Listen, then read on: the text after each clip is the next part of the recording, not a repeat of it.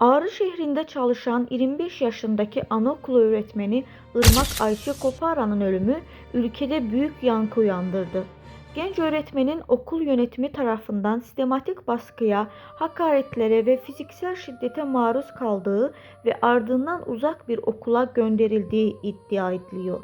İddialara göre olaylar Irmak Ayşe Kopara'nın okul müdürü Melahat İleri'nin küçük çocuklara yönelik şiddetine karşı protesto etmesiyle başladı. Çocukları korumaya çalıştığı söylenen öğretmen daha sonra yönetimin hedefi haline geldi. Ölen öğretmenin akrabalarına gönderdiği ses kayıtlarında yaşadığı psikolojik baskıyı şu şekilde anlattığı bildiriliyor. Beni müdürün odasından attılar.